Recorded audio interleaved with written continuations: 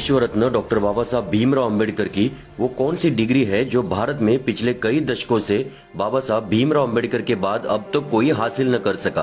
क्या आप जानते हैं डॉक्टर BR अम्बेडकर ने कितनी डिग्रियां हासिल की है? उनकी प्रथम कक्षा की पढ़ाई से लेकर उन तमाम रिकॉर्ड ब्रेक डिग्रियों की जानकारी देखने के लिए वीडियो को अंत तक जरूर देखें।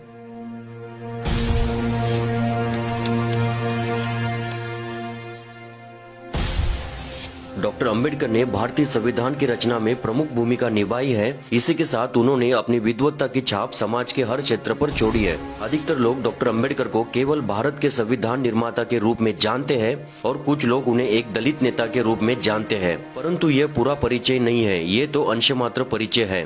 वास्तव में वे एक लोकप्रिय भारतीय विधिवेत्ता, राजनीति तज्ञ, चिंतक, विचारक, समाज सुधारक, अर्थशास्त्री, प्रतिभाशाली एवं जुंजारू लेखक और राष्ट्रभक्त थे। राष्ट्र निर्माताओं की सूची में डॉक्टर अंबेडकर का नाम प्रथम आता है क्योंकि उन्होंने राष्ट्र की नींव में सभी सामाजिक समूहों के अधिकार को सुनिश्चित किया। उनका विशेष जोर भारतीय महिलाएं एवं पिछड़े वर्गों के अधिकार पर था। वे कहते थे कि हमें राजनीतिक प्रजातंत्र के साथ साथ आर्थिक और सामाजिक प्रजातंत्र को मजबूत करना होगा। खैर छोड़िए, ये मेरा आज का विषय नहीं है। बाबा साहब के कार्य पर बात करें तो समय अधूरा पड़ जाएगा। तो चलिए अब आते हैं आज के मुख्य विषय पर और शुरुआत करते हैं बाबा साहब अम्बेडकर के बचपन से। बाबा साहब अम्बेडकर ने महाराष्ट्र के सातारा शहर में राजवाड़ा चौक पर स्थित गवर्नमेंट हाई स्कूल में 7 नवंबर 1896 को अंग्रेजी की पहली कक्षा में प्रवेश लिया। इसी दिन से उनके शैक्षणिक जीवन का आरंभ हुआ, इसीलिए 7 नवंबर को महाराष्ट्र में विद्यार्थी दिवस के रूप में मनाया जाता है। जब वे अंग्रेजी चौथी कक्षा की परीक्षा उत्तीर्ण हुए तब इस सफलता को अछूतों के बीच सार्वजनिक समारोह में मनाया गया, क्योंकि तब यह अछूतों में एक असामान्य बात थी। माध्यमिक शिक्षा के लिए अंबेडकर का परिवार मुंबई चला गया, जहां उन्होंने एल्फिंस्टन रोड पर स्थित गवर्नमेंट हाई स्कूल में आगे की शिक्षा प्राप्त की। 1907 में उन्होंने अपनी मैट्रिक परीक्षा उत्तीर्ण की और अगले वर्ष उन्होंने एल्फिंस्टन कॉलेज में प्रवेश लिया और 1912 में उन्होंने बॉम्बे विश्वविद्यालय से इकोनॉमिक्स और पॉलिटिकल साइंस में BA डिग्री प्राप्त की। इस स्तर पर शिक्षा प्राप्त करने वाले अपने समुदाय से वे अकेले व्यक्ति थे। इसके बाद वे बड़ौदा राज्य सरकार के साथ काम करने लगे और आगे 1913 में अंबेडकर 22 साल की आयु में अमेरिका चले गए, जहां उन्हें बड़ौदा के महाराज सयाजीराव गायकवाड़ द्वारा स्थापित एक योजना के तहत न्यूयॉर्क शहर स्थित कोलंबिया विश्वविद्यालय में शिक्षा का अवसर प्रदान हुआ। बड़ौदा सरकार द्वारा उन्हें 3 साल के लिए छात्रवृत्ति प्रदान की गई थी। सन 1915 में बाबा साहब ने कला शाखा से MA परीक्षा पास की, जिसमें मुख्य विषय अर्थशास्त्र था और उनका research thesis ancient Indian commerce यानी प्राचीन भारतीय वाणिज्य था। इसी के साथ बाबा साहब ने सोशल साइंस, एंथ्रोपोलॉजी, हिस्ट्री और पाली जैसे विषयों का भी अध्ययन किया। सन 1916 में दूसरा रिसर्च थीसिस प्रस्तुत किया, national dividend of India, A historic and analytical study. इसी के साथ 1916 में ही तीसरा research thesis evolution of provincial finance in British India प्रस्तुत किया। बाबा साहब के इस संशोधन के लिए उन्हें कोलंबिया यूनिवर्सिटी ने 1916 में PhD इन इकोनॉमिक्स से सम्मानित किया। इस डिग्री के बाद डॉक्टर बाबा साहब भीमराव अंबेडकर के नाम के आगे मानद डॉक्टर की उपाधि के कारण उन्हें भारत में उच्च शिक्षित व्यक्तित्व से पहचान मिली। बाबा साहब को 3 वर्ष तक की अवधि के लिए मिली हुई छात्रवृत्ति का उपयोग उन्होंने केवल 2 वर्षों में अमेरिका में पाठ्यक्रम पूरा करने में किया और 1916 में वे लंदन गए, क्योंकि बाबा साहब की पढ़ने की भूख अभी थमी नहीं थी। बाबा साहब ने लंदन स्कूल ऑफ इकोनॉमिक्स में प्रवेश लिया, जहाँ उन्होंने अर्थशास्त्र में पोस्ट डॉक्टरेट की थीसिस पर काम करना शुरू किया। लेकिन जून 1917 में विवश होकर उन्हें अपना अध्ययन अस्थायी तौर पर बीच में ही छोड़कर भारत लौटना पड़ा, क्योंकि बड़ौदा राज्य से उनकी छात्रवृत्ति समाप्त हो गई थी।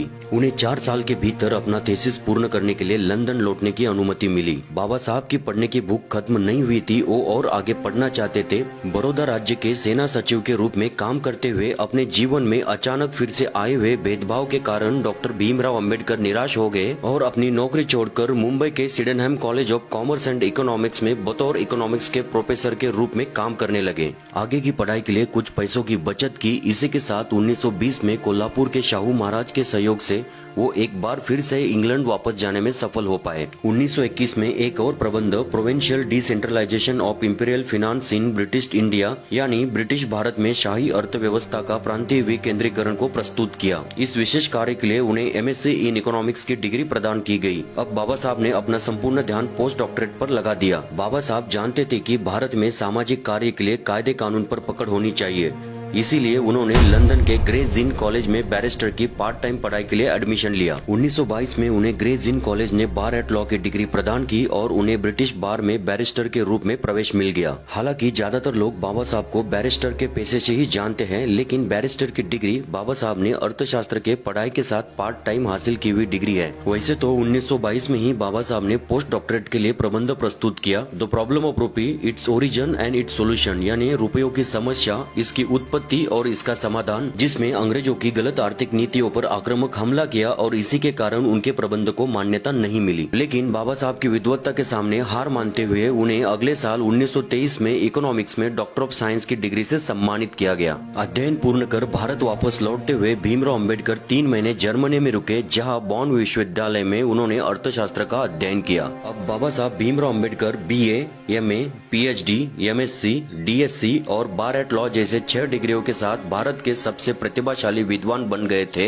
इतनी सारी डिग्रियां अन्य किसी भारतीय नेता के पास भी नहीं थी। सन 1896 से लेकर 1923 तक 27 साल बाबा साहब ने अपना जीवन सिर्फ पढ़ाई में लगा दिया, जो किसी आश्चर्य से कम नहीं। कोलंबिया और उस्मानिया विश्वविद्यालय ने 1950 के बाद तीसरी और चौथी डॉक्टरेट LLD और D.Litt से बाबा साहब को सम्मानित किया है। अब आते हैं मुख्य सवाल पर, बाबा साहब अम्बेडकर की वो कौन सी डिग्री है जो आज तक किसी भी भारतीय को हासिल करने नहीं आई? तो इसका जवाब है सन 1923 में बाबा साहब को मिली doctor of science in economics की डिग्री। जी हाँ, 1923 से लेकर आज तक 100 सालों में किसी भी भारतीय को DSc इन इकोनॉमिक्स की डिग्री हासिल करने नहीं आई। बाबा साहब अम्बेडकर भारत के अब तक के सबसे महान इकोनॉमिस्ट है। ये उनके डिग्रियों से भी पहचाना जा सकता है, जैसे कि BA economics, MA economics, PhD economics, MSc economics, DSc economics और बार एट लॉ। इन 6 डिग्रियों में 5 डिग्रियां तो केवल इकोनॉमिक्स की है और DSc इन इकोनॉमिक्स तो बाबा साहब के अलावा अन्य किसी भी भारतीय को अब तक हासिल करने नहीं आई। तो चलिए इसकी जांच करके देखते हैं। भारत के प्रथम अर्थ मंत्री R.K. शनमुखम चट्टी से लेकर निर्मला सीतारमन तक कुल 28 अर्थ मंत्री हुए हैं,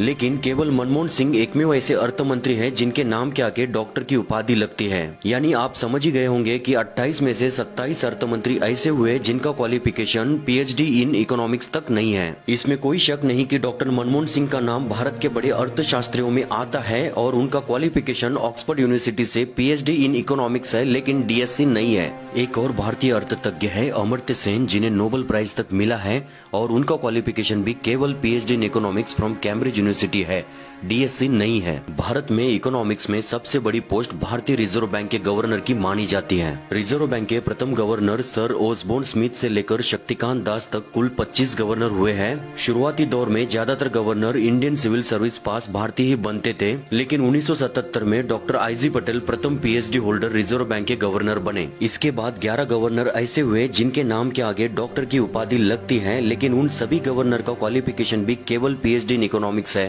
25वें गवर्नर शक्तिकांत दास का क्वालिफिकेशन तो मास्टर इन इकोनॉमिक्स तक नहीं है, वे इतिहास के मास्टर ऑनर्स हैं। प्लानिंग कमीशन ऑफ इंडिया के अब तक कुल 25 डेप्यूटी चेयरमैन हुए हैं, लेकिन इनमें से किसी का भी qualification doctor of science in economics नहीं है। सन 1923 में बाबा साहब अम्बेडकर ने डॉक्टर ऑफ साइंस की डिग्री हासिल की, जो केवल उनके नाम पर दर्ज है, जिसे 2020 तक पिछले 97 सालों तक कोई भी भारतीय हासिल नहीं कर सका। डॉक्टर बाबा साहब अम्बेडकर भारत के अब तक के सबसे महान अर्थतज्ञ थे, इसीलिए उनके अन्य कार्यों में भी इसका प्रभाव दिखता है। जैसा कि आप सभी जानते हैं, अम्बेडकर साहब ने भारतीय संविधान का निर्माण किया है, इसीलिए भारतीय संविधान दुनिया का एकमेव ऐसा संविधान है जिसमें सर्वाधिक इकोनॉमिक लॉ है, क्योंकि इसे बनाने वाला महान शख्स दुनिया का महान अर्थतज्ञ था। डॉक्टर बाबा साहब अम्बेडकर ने भारतीय रिजर्व बैंक की स्थापना में भी अहम भूमिका निभाई है। बाबा साहब का DSc का research thesis the problem of रूपी, इट्स ओरिजिन एंड सॉल्यूशन का प्रैक्टिकल रूप यानी भारतीय रिजर्व बैंक है। उनके द्वारा प्रदान किए गए दिशा निर्देशक सिद्धांत के आधार पर भारतीय रिजर्व बैंक बनाई गई थी। बैंक की कार्य पद्धति यानी काम करने की शैली और उसका दृष्टिकोण बाबा साहब ने हिल्टर यंग कमीशन के सामने 1926 में रखा था। ये कमीशन भारत में royal commission of Indian currency and finance के नाम से आया था। तब इसके सभी सदस्यों ने बाबा साहब के लिखे हुए ग्रंथ द प्रॉब्लम ऑफ रूपी, इट्स ओरिजिन एंड सॉल्यूशन की जोरदार वकालत की और उसकी पुष्टि की। ब्रिटिशों की वैधानिक सभा ने इसे कानून का स्वरूप देते हुए भारतीय रिजर्व बैंक अधिनियम 1934 का नाम दिया। लेकिन अफसोस इस बात का है, ज्यादातर इतिहासकार और नेता बाबा साहब भीमराव अम्बेडकर को केवल दलितों के नेता के रूप में प्रचारित करते हैं।